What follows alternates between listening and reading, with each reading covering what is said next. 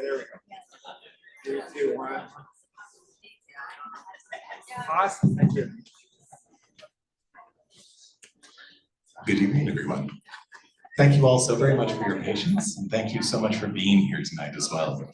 We're here, of course, to celebrate the launch of 2 incredibly beautiful new books, A Steady Brightness of Being, Truths, Wisdom, and Love from Celebrated Indigenous Voices, and You Were Made for This World, Celebrated Indigenous Voices Speak to Young People.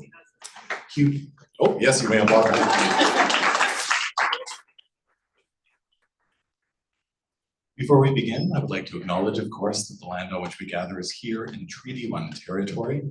That is the traditional territory of the Anishinaabe, Niniwak, Anishinaabe, Dakota, and Dene peoples in the homeland of the Red River Métis. In addition, McNally Robertson Booksellers itself rests on the land once occupied by the Métis community of Roostertown. We have an absurdly stacked panel here this evening, so I won't take up too much of your time. I know you're all here for the exciting procedural notes at the beginning and end of the event. Very sadly, oh, thank you, I appreciate that. No one ever applauds for me. So very grateful to all of our panelists for being here tonight. Regrettably, David Robertson and Katherena vermette were unable to make it here this evening, so we send our very best wishes out to them. But we have some incredible folks here on the panel. So to my left, of course, there is Niigaan Sinclair. John Taves, everybody. John Taves gets the round. We really deserve it. There you go, that's for you. It's because I stole Niigaan's mic, so he wants it back. But thank you. Niigaan is Anishinaabe from Peguis First Nation and a professor at the University of Manitoba, where he holds the Faculty of Arts Professorship in Indigenous Knowledge and Aesthetics in the Department of Indigenous Studies. Niigaan is a multiple nominee for Canadian Columnist of the Year, winning in 2018, and is a featured commentator on CBC's Power and Politics, and APTN's Truth and Politics panel. Niigaan was recently named to the Power List by Maclean's magazine as one of the most influential individuals in Canada, and is a former secondary school teacher who won the 2019 Peace Educator of the Year Award from the Peace and Justice Studies Association based at Georgetown University in Washington. He is an award-winning author, speaker, and curriculum developer, and was co-editor of Manitowapa, Aboriginal Writings from the Land of Water, published by High Water Press, the book voted by Manitobans in the On the Same Page competition as the top book to read in 2012. If I overheard correctly, he may also have a house for sale. Immediately to his left is one of the editors of these volumes. That is, of course, Stephanie Sinclair. She is publisher of the Cleland and Stewart, an imprint of Penguin Random House Canada. She is a Cree, Ojibwe, and German Jewish settler. Immediately to her left is the wonderful Tasha Spillett, a celebrated author, educator, scholar, and public speaker who draws her strength from her Indigenous, Cree, and Trinidadian bloodlines. She makes her home here in Treaty 1 territory, Manitoba, where she writes absolutely incredible children's picture books and wonderful graphic novels. And all the way to the left is our special guest this evening. At first, Sara wasn't going to be here. We are delighted and thrilled that she is here with us tonight. Sara Sinclair, one of the co-editors of these volumes, is an oral historian of Cree Ojibwe, German Jewish, and British descent. She is the editor of How We Go Home, Voices from Indigenous North America, and gave a TEDx talk on why we need to amplify Indigenous voices in 2021. Thank you so much for Tundra Books and Penguin Canada for making this evening a possibility. I'll be back at the end to let you know how you can get books signed, but for now, please give a raucous welcome to our panel.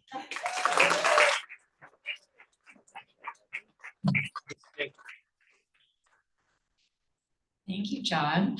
I think the end of John's introductions are actually the perfect place to start, because I do want to start with Sara's book, How We Go Home. Sara, in her introduction to that book, talked a lot about our family differences. On our mom's side, we grew up with our bubby, who was a German Jewish survivor of the Holocaust, and on our father's side, our grandfather was a survivor of Fort Alexander. On our bubby's side, she had the opportunity to do Tales of the Shoah and really to talk about her experiences during the war, talk about her family, talk about her teenage boyfriend, and we had the chance to really listen to her story and her lived experiences. And on our dad's side, there was a lot of silence. And so to see how that manifested both within our grandfather, but then also within our father, and how that sort of gave space for certain conversations, but made other conversations kind of prohibitive. For us, I think was really impactful. And I don't think I'd fully considered or fully realized how much that had impacted me personally until reading Sara's first book. And on many levels, I think that was sort of the starting place for these books. So I think, to start with storytelling is a good entry point in this conversation, because the anthologies, I feel so incredibly proud and lucky to have had such incredibly talented people contribute, and to really sort of represent this incredible, diversity of Indigenous experiences and thinking that currently exists in Canada. But we all have such different stories, and we all have such a different relationship with storytelling.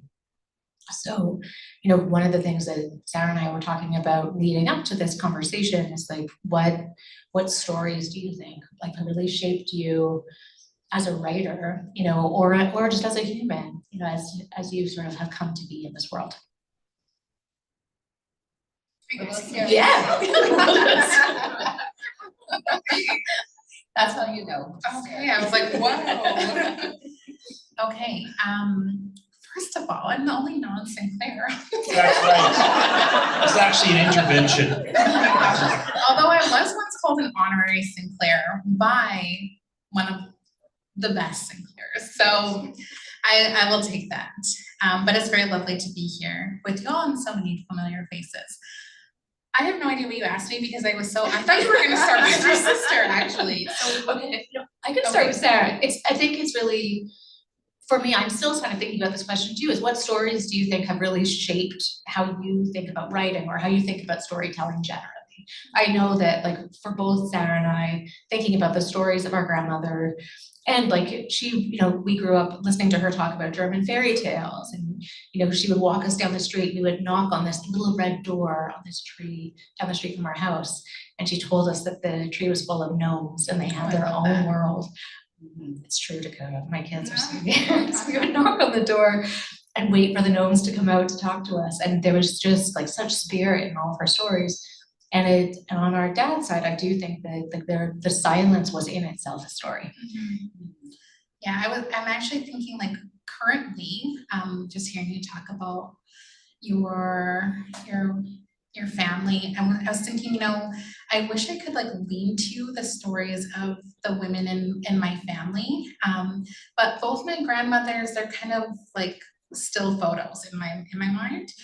And I did know my maternal grandmother, and I met my paternal grandmother on one occasion. But I'm very curious about the stories that women tell when they're not held by what women should be, or the confines of even motherhood. Like what do women want to be known about themselves when they're in their own private minds or in their small circles?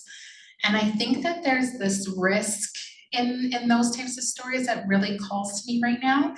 And I'm not sure if it's like starting to approach 40, but I just feel like there's a freedom that age provides that is very almost seductive to me. Like I want to get there, and I just see women who are full and raw and unbound by the confines of certain identity.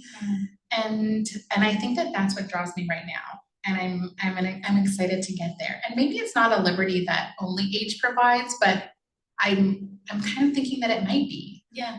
I mean, I will ask Niigaan to jump in on that one, but for me, I just take his mic all the way away. I definitely felt like some liberation as I hit 40 as a woman, and maybe like from late 30s to now, like I'm really enjoying myself, and do you feel like a clearer liberation, and definitely I'm leaning into everything that I want to be, Or a greater sense of purpose, like your own role in the world becomes somehow crystallized and clear, and so you can lean into it in a different way. Niigaan? I'm still in my 40s too, hanging on for dear life at the very end of the 40s. Please. I don't know what stories inspire us? Yeah. I was thinking about it as Tasha was talking about So, and then you were talking about silence in our family, because we all come from the same family. So if you don't know the way the family tree works is Stephanie and Sarah's grandfather is my grandfather's brother.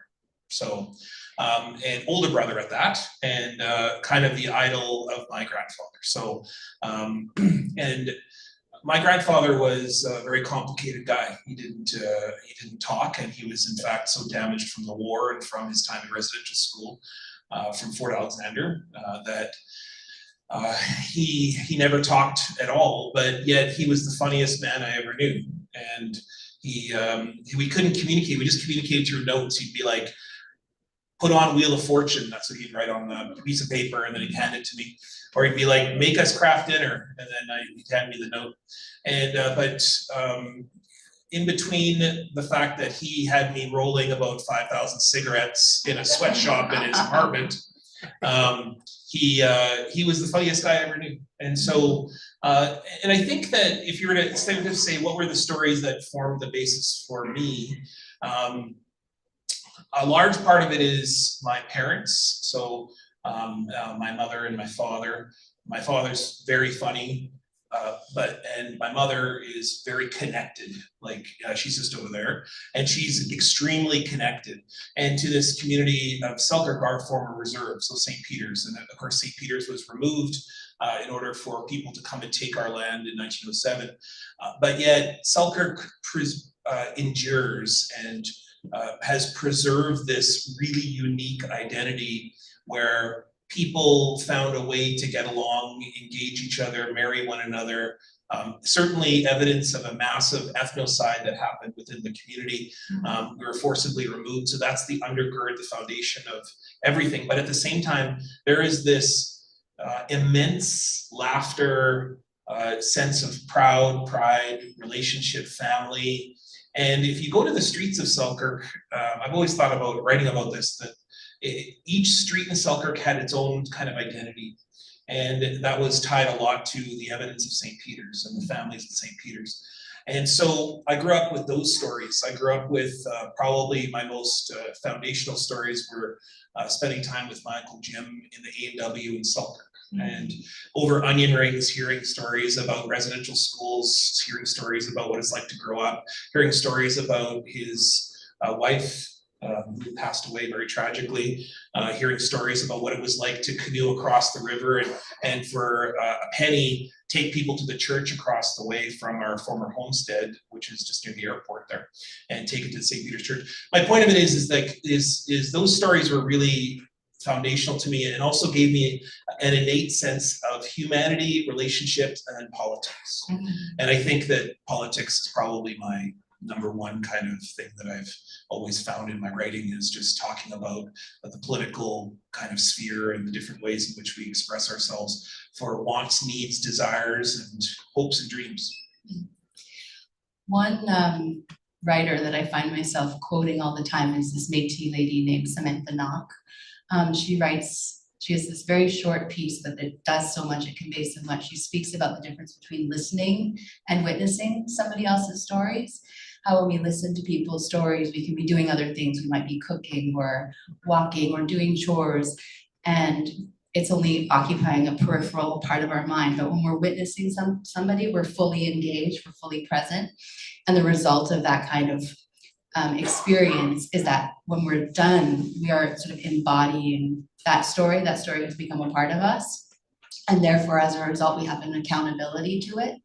So I would love to hear both of you speak about when you realize like that kind of transference that can happen through story, because listening to you I was imagining you in the A&W and absorbing those stories and somehow also realizing that listening came with a responsibility.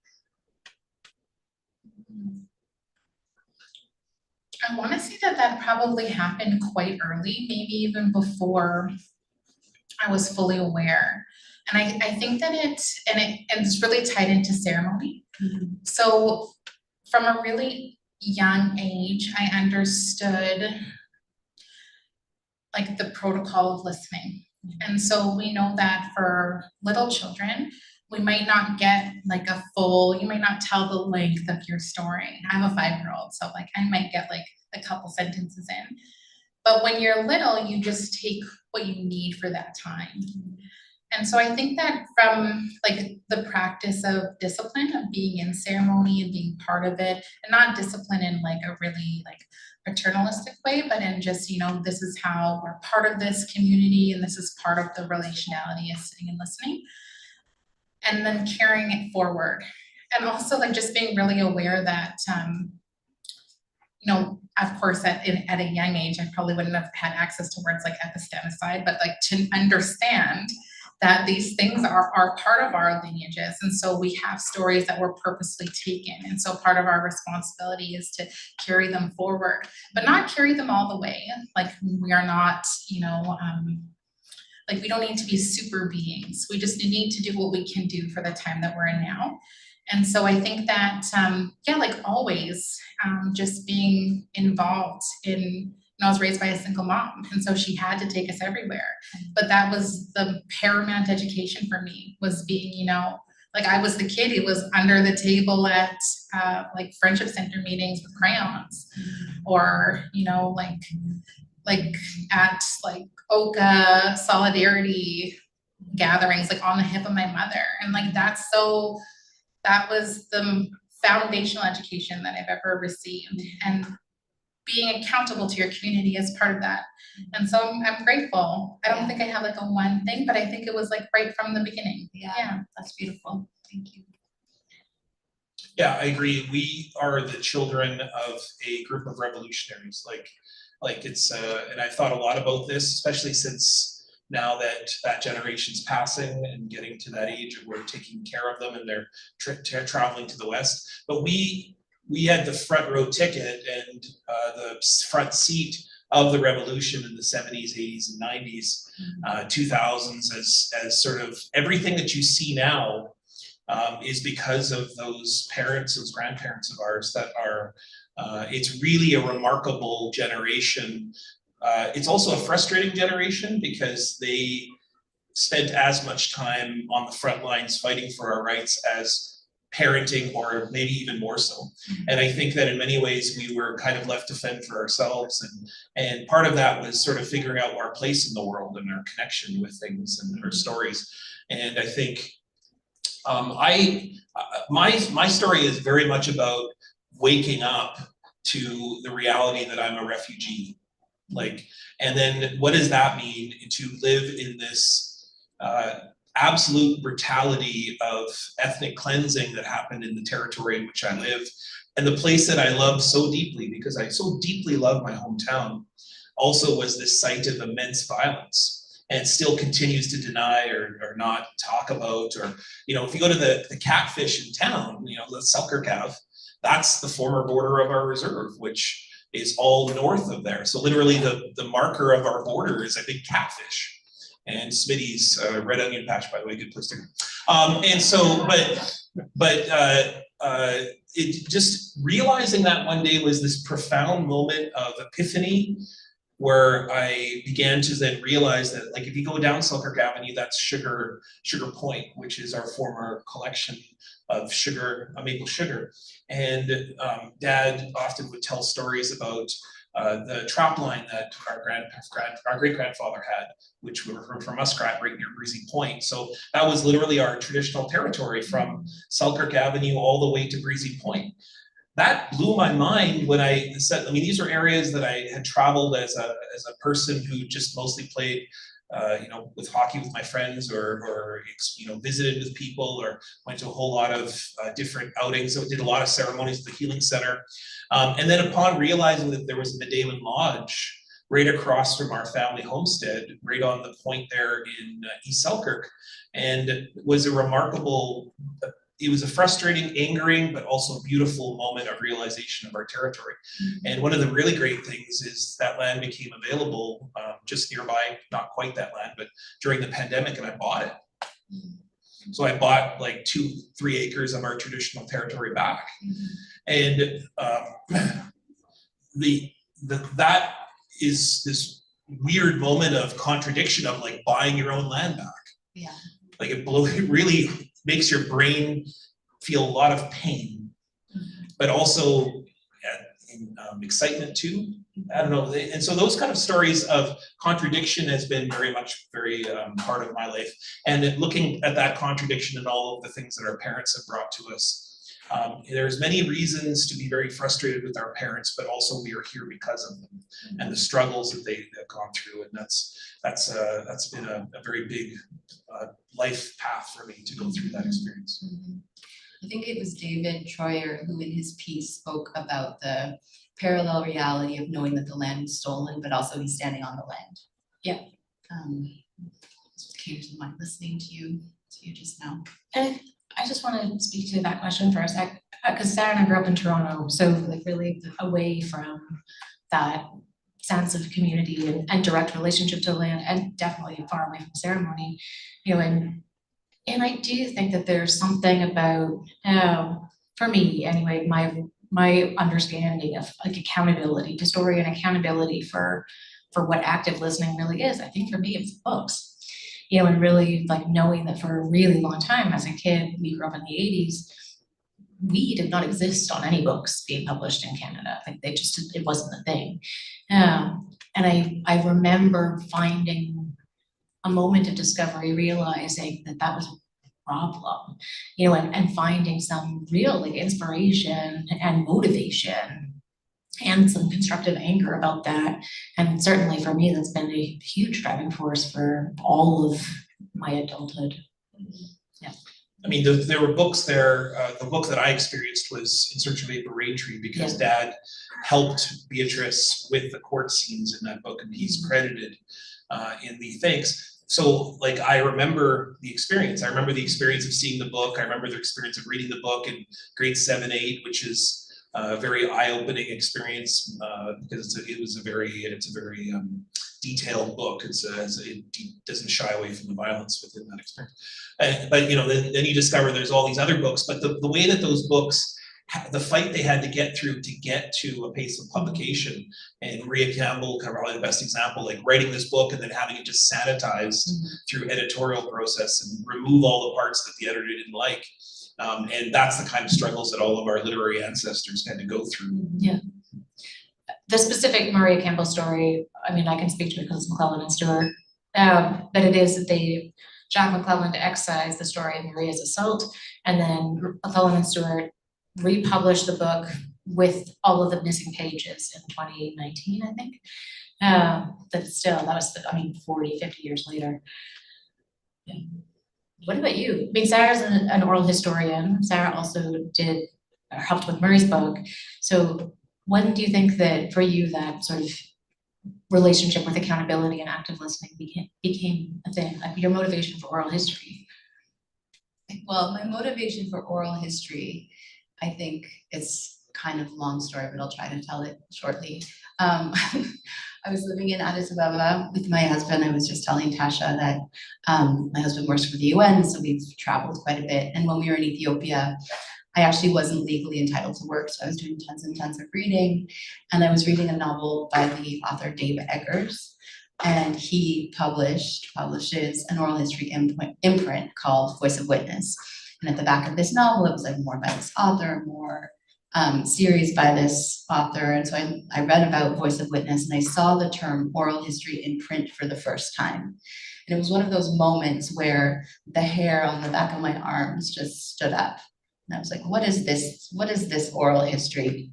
And then I went to the computer and I started Googling about oral history. And then of course I realized, oh yes, oral history, you know, both sides of our family, as Stephanie mentioned, you know, our grandmother, Margaret Cohen-Tucher, was interviewed by the Shoah Foundation. Our grandfather, Elmer Sinclair, was a residential school survivor. Oral history is a huge part, hugely resonant on both sides of our family. And so I was just immediately drawn to it. It just felt like where I was supposed to be, because I think, interestingly, both Steph and I are like on the more introverted side. We like to listen. We like to help other people tell their stories.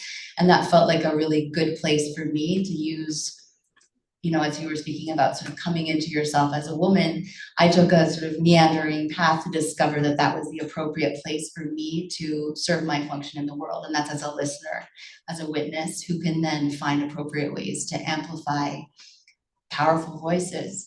And I speak a lot about my first travels as an oral historian.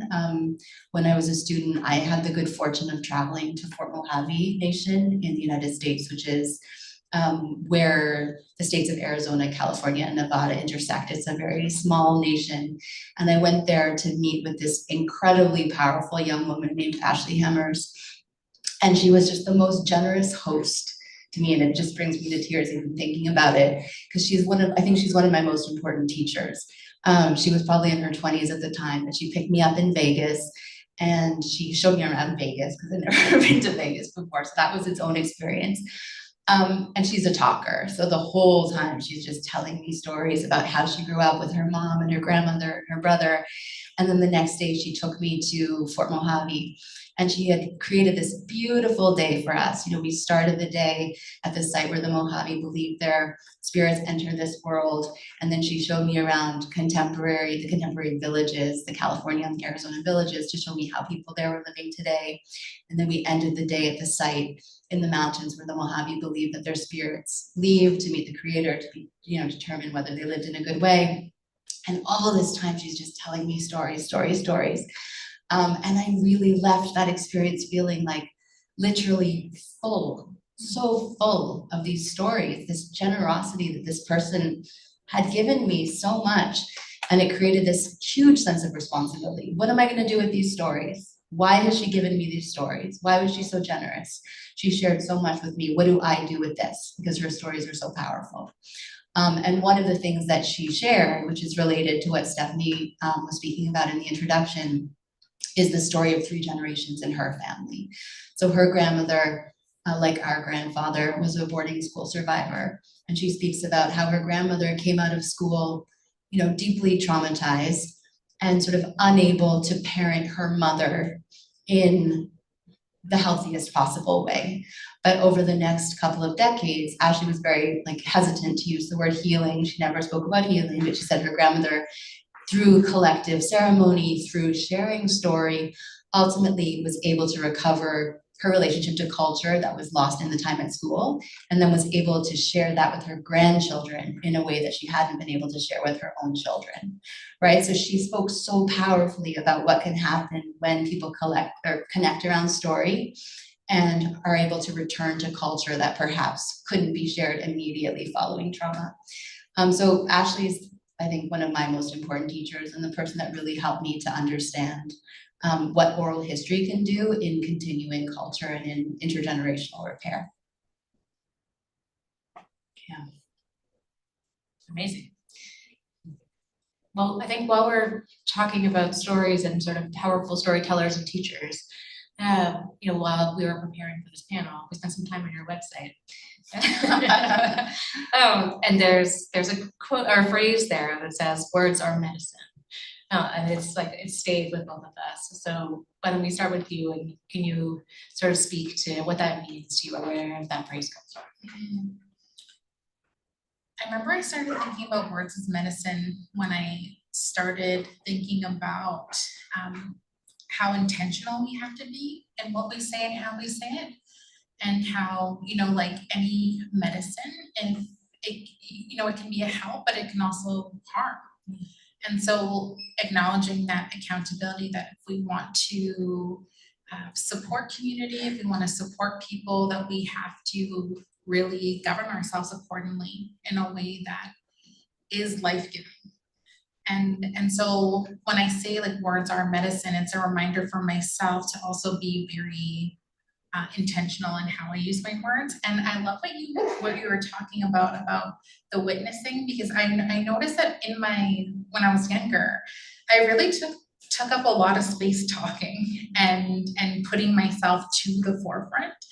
And then there was a period that made me very anxious. And I just am in so much gratitude that I can, sit back more and do a whole lot more listening, and be witness to other people's medicine. And just, there's really a time or place for things. And I think that it's important for the growth of our community that we be regenerative, and just acknowledge that, it doesn't always have to be our voice, that the words are still medicine, even if they're not coming from our our mouths.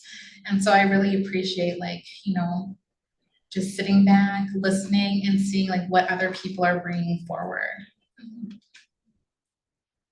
That's definitely how it resonated with me too. I mean, I think that I just spend so much time reading, and I'm so grateful to know so many talented people, and to have the gift of spending time with your words and your words and your words, and to really try to hold myself, you know, accountable to honoring them and to advocating for them. And for me, I think I have also found a real community in people who use words as a tool and as medicine. It's been, I think it's also empowering, you know, words and language and how we use them, and if we're intentional with them, I don't think there's anything more powerful. Yeah, Niigaan? Oh, okay, all right. Well, in my book that will never ever get done, my academic book that was my dissertation, I spent a whole chapter talking about this. One of the most important premises in Anishinaabe cosmology is that everything speaks, and that there's a great quote by Gerald Visner which says, I realized in a chance moment that words are everywhere, and that the ice cracking are words, the sun rising are words, the stars across the sky are speaking words to us. And if you spend any time, like, you know, Wilfred Buck, or if you spend any time with any traditional person, you spend time in ceremony at all, it's all about words, and it's all about commitments. And it's all about taking those words very seriously, as Tasha was speaking about, and thinking of them as bagajanan, which are gift giving, right? So they're gifts. And then at the same time, there's also this world full of nonsensical, irate, violent words that you're witnessing, that, you know, you just have to turn on the TV for 3 seconds and watch something in our relatives to the south to see sort of these crazy words that all mean nothing and just fill the air of nothingness, on top of a real sense of violence that's intended for all of those words to be just filling people's minds and space and monopolizing their existence. So there's this real combat between what are words and what are the purposes of words. And what I hope is that I hope that through these books, right, that there's this kind of expression of diversity and complexity that is the hallmark of indigeneity, and that means that we agree as much as we sound in concert or in unison, and that words are these kinds of vessels of what is the continuance of our nations, of our peoples, and ultimately our relationship with space, right, our relationship with time and others, both here and in the non-human world. Yeah, I mean, I think to tie back to the books, that was my little gentle cousin support. Did you see that? Did you see that? Did you like that, Christine? Did you like that? That was my little cousin. The entry point to the books, I mean, when Sara and I were first talking about it, like, the letters worked so beautifully because they are intimate. So I think it sort of forces and elicits in a beautiful way a really raw truth of people's experiences. And everyone could choose to interpret the task in such a different way. You know, like our invitation when we were approaching people was pretty vague. You know, it was, you know, this is what we're trying to build, this is what we hope to curate. You know, you can interpret it to be, you know, a letter to the land, it could be to a future ancestor, it could be to your child, it could be to yourself. You know, and to see how that exercise was interpreted so differently by so many different people who've had such different lived experiences and who ultimately had very different things to say. You know, and that I think is the really beautiful thing about these books. You know, and the fact that they, as it turns out now, accompany one another, you know, and we started this in 2020. You know, and initially we started with the kids book, and then within a year we were commissioned to do the adult book. And then life happened and we sort of fell way behind on the adult book. But, you know, we pulled it together because it really became clear that because of the different stories and the different experiences being shared, that the kids book, you know, like Dakota traces the art, but, you know, then I can read some of the adult letters which bring me comfort, you know, while she's getting to know your dad's forward for You're Made for This World, and is really interested in the Ugly Duckling story. So I just think that the fact that they can go together and that someone really small or someone really big can each get something really distinct from them is the gift of the words. I love that some people wrote to the sky, to the forest, that people didn't all choose to write to humans. Humans are beautiful as well, but some of the imagery from Billy Ray Belcourt referring to the boreal forest. I'm going to read just a moment of what he says. He says, "To the forest, you preceded me, but you will also outlast us. You are both our past and future, our living and future ancestors. I appreciate the clarity of the term future ancestor because it means that I will one day be magnificent like you." It's just so beautiful, so powerful, and in such few words. And one thing I think Steph and I were hoping that you both might reflect upon with us is what it means to you to think of yourselves as future ancestors. I know, like, when you have a kid,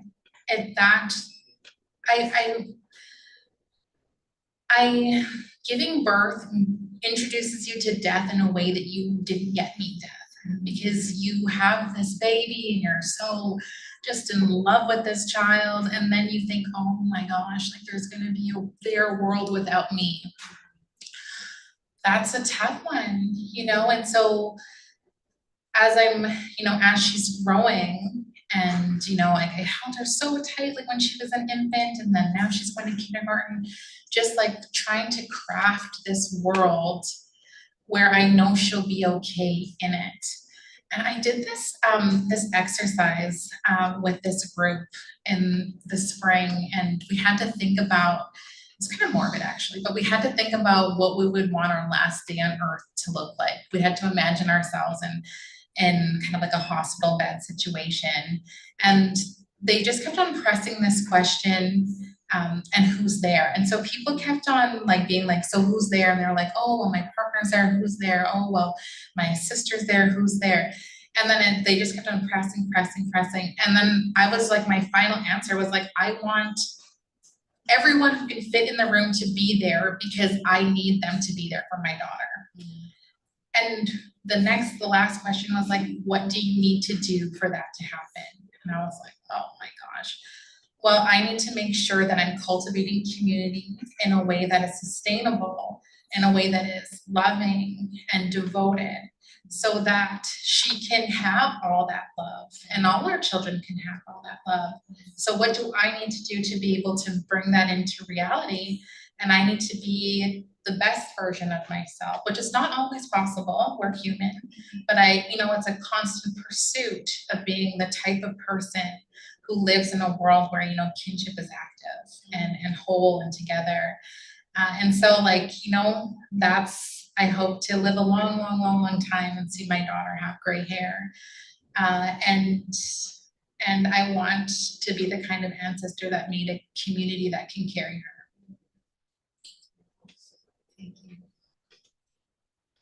So I just had speaking of front row seats and sort of thinking about last days, I got to see that because not only did my father pass in November, but my other mother passed in June. And there's lots to say about that experience. In fact, that's my piece in the book, is my eulogy to my dad. Two things that really I could talk about my dad's passing for a very long time, because it's such a remarkable experience, like such an enriching, sad, but also probably the best experience of my life. Other than becoming a father, it's right up there with the most profound teachings I think I've ever experienced. I spent a lot of my life being very angry at my dad for a whole host of reasons, and namely because he just was never there. And he was always late, and he was always distracted, and he was always doing X, Y, Z. And he gave me this incredible set of opportunities, namely to go to the lodge, learn who I am. And he fought very hard for all of that, but really I just wanted him to spend time with me, have tea with me and just visit, And so But the amazing thing happens is when I watched my father become an ancestor, when he enters becoming the Iban, right? So when he enters into that journey, which happens gradually in the spaces in which you are entering, he was entering that in his dreams as he was starting to travel. And I knew that there wasn't much time left. For the past 5 years, when I started looking after him and caring for him, everything I've ever felt in terms of my own pain or my own anger or my own anxiety, none of it mattered anymore. It just all fell away like water, and the most amazing thing, every day I was so grateful and so happy that I got to care for him in some very intimate moments, and when you're caring for somebody who's passing, it's very intimate. And I'll say that what you realize is in that stage of ancestry, it is what Tasha spoke about, which is love. Like love is what is the hallmark of your final moments. And love is what is the most beautiful expression of who you are. And there was this really beautiful moment. I'll try not to choke up about it, but it was when I saw my dad see his sister. And I think they both knew that this was it. And I've never seen Dad. He was this little 6-year-old boy, love his sister and just hold her. Love, man, remarkable. And what I realized is that that's all I want my daughter to know. If that's all she ever knows about me, I just want her to know that. I don't, the accomplishments don't matter or whatever else you think matters. The money, the whatever, the trip to XYZ, it's all about that space, making space for each other and just joy, and seeing my father and his sister just have joy with each other. It was very brief, it was momentary, but I'll never forget it. I'll never forget that moment. And so that's been an epiphany for me. It's been a major change in my whole life as to taking care of those around me, seeing those around me, spending time with those around, that's been the formative thing for me. And I think we were talking about becoming an ancestor. So the question is what kind of ancestor do you want to be? I want to be known as someone who loved and showed that love and wasn't afraid of it. And possibly I'm going to fail 99% of the time, but if I succeed 1%, that will be good enough. And I'll be honest, now that my daughter is in a different city, she's all the way across the country. Every time I see her, it's dark. This is going to sound dark, but I literally think this might be the last time I ever see her. For a whole host of reasons. Some of them very dark. Some of them, I always thought my dad was going to die in a hotel room. That's what I really thought. I thought he was going to die some faraway place, and that made me angry and upset. And why was he at home? And then I realized that if I just treated every time I see him, when I would say goodbye to him at the hospital, I always just thought this might be it. So I just told him I loved him, I held him, all that stuff. And in the eulogy that I wrote for the book, that's what I said. The anger that I felt towards Canada and him, none of it mattered in the end. All that really mattered is that I was so thankful that he is my dad. So thankful. What a gift. What a remarkable guy that I got to have spend time with. What a remarkable experience it was to be his son and to continue to be his son. I don't ever get to not be his son. And, all of my relatives being her son too. All of it. It's remarkable. It's beautiful. It's a real epiphany. Thank you. It's beautiful. I think Murray. We know so much of your love for your father and so much of Murray's love for all of us. We don't know as much about you as your mother's daughter. And listening to Niigaan speak, I was wondering what you might say about being your mother's daughter. My gosh, sorry. She's amazing, amazing. Being my mother's daughter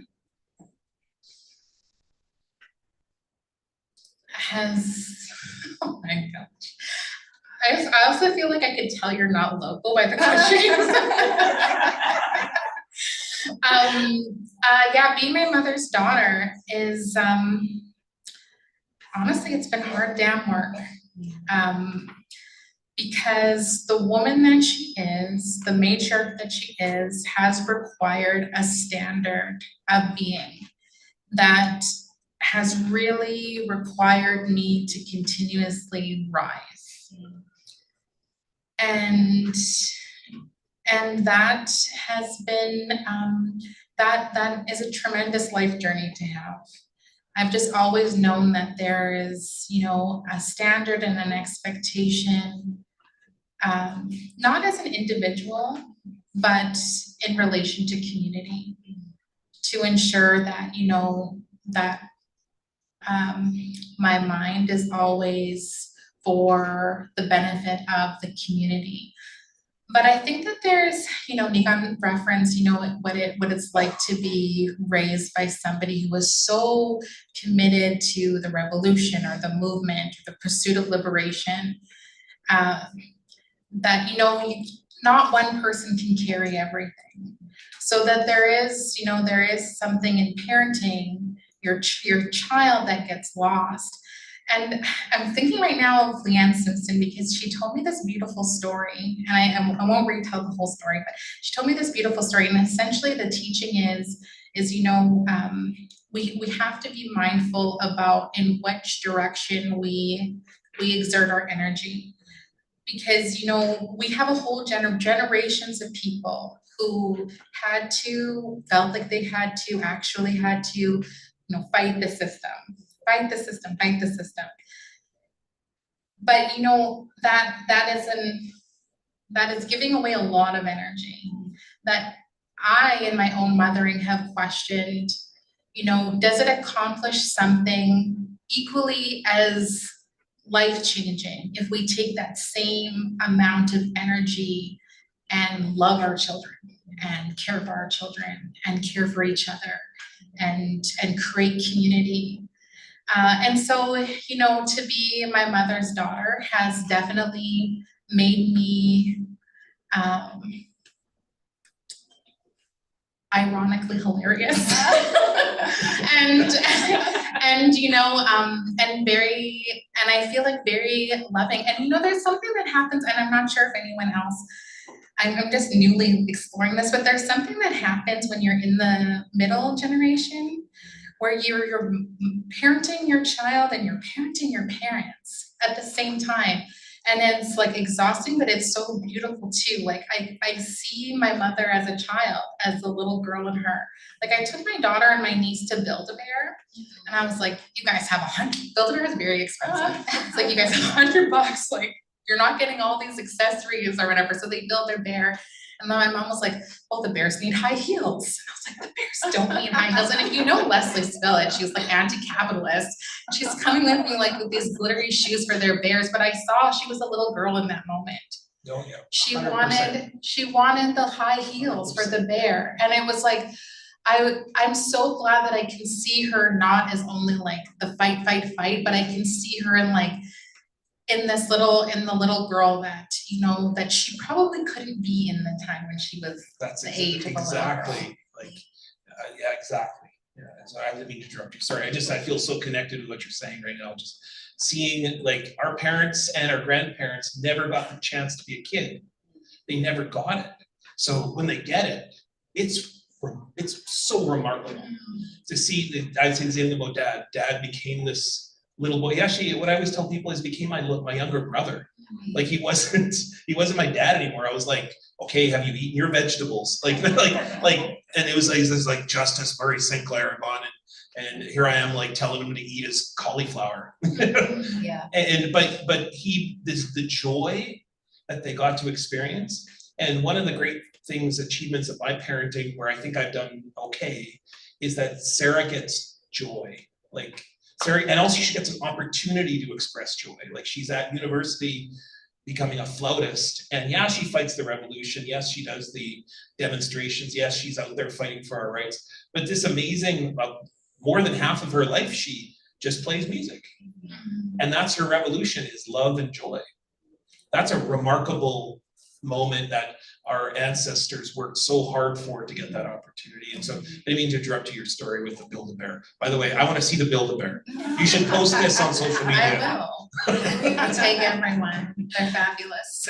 And for Christmas But I wanna vacation, see you can the find cabin. Sarah working upstairs at McNally Robinson. No, I was gonna, you guys give me back to you, so I know the Leslie Spillett capitalist Build-A-Bear, I'm dying to see, I wanna see it. So, It's a free there's Palestine a bear, actually. little fist on the bear. Yeah. By the way, I did not know that you put Dad's story at the start, for the Yes, record, I did yes. not know that. Yes. And because, I mean, this book was being put together as Dad was passing, so I had no idea, so I didn't know anything about this book. But it's pretty remarkable. This is his favorite story. His favorite story in the world is the Ugly Duckling story. And I kept, because I was the first ghostwriter before you came and saved the day. And thank you that for doing that, because working with Dad's impossible. But I always wanted the Ugly Duckling to be the opening story. I wanted that to be the opening story of his book. And I fought with him, and I fought with him, and I fought with him, and then you did it. So I'm so happy that you did it. Different book, yeah. I was thinking about our grandmother as well, who we mentioned, seeing joy in her. She had this incredible story leaving Germany. When we grew up, she was sort of less lucky in love in her older years, but she always spoke about her first love, this man named Walter. The war had separated them, and of course, when she was with him, he was not a man, they were teenagers. But there was this crazy miracle, and it's a long story, but in her 80s, she was reunited with Walter through this connection of refugees in the United States. Her sister Ilsa, who lived in upstate New York, called one day and was like, "You're never gonna believe it. We know where Walter is. Walter is still here." And so we as teenagers got to see Walter re-enter our grandmother's life. And this one image for me, same idea, is we lived in the Annex or Seton Village in Toronto. We lived in like an old skinny house, and there was a skinny staircase right in the entrance, and Walter, after, some exchanges, eventually came to visit us in Toronto. We got to meet Walter, we got to meet his family. He got on to have children as well. He came to visit us. And I remember one night he was going to sleep, and my grandmother walked him upstairs, and he was already on the second floor landing. And I looked up and I saw her in her 80-something-year-old body get up on her tippy toes to lean over the banister to kiss him goodnight. And it's that same thing, like just seeing that younger person in an older person's body, it's like deeply imprinting and moving. Yeah, and she would be giddy about Walter too. Yeah. And if he didn't call when he said he was gonna call, he would be very stressed out. And the stress in the house would go way up. There were 3 of us, all teenagers, with our mom and our teenage grandmother. It was a scene. It was a scene. Our poor dad, everything else in the house was a woman. The dogs were female, the cats were female. But he grew up with one of 7 boys, so I guess it was fine and evened out. Yeah. I don't know, is there anything else that either of you would like to share about your contributions? Or should we open it up?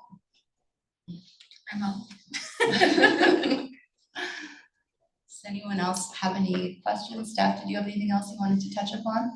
No, I think for me, I just want to thank you both for being a part of this. It's been like such a special, such a gift, to me personally, and to have, we lost one, Coda's still here, to really sort of see how much community still exists, and how much power there is in words and in storytelling, and to really think about the role I want to play in shaping that and in the conversations that are happening around words and around books.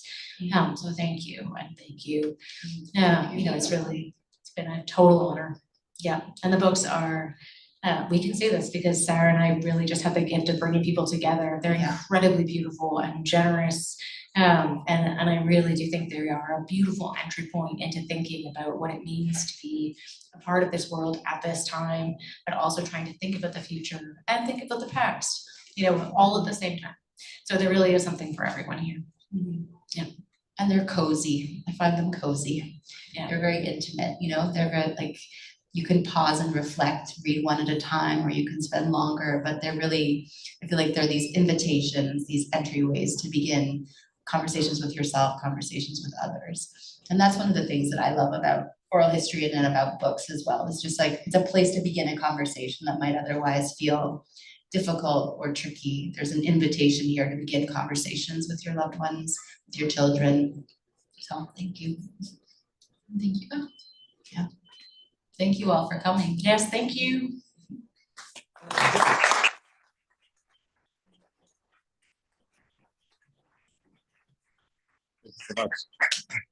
John Taves, everybody. John Taves, everybody, yes.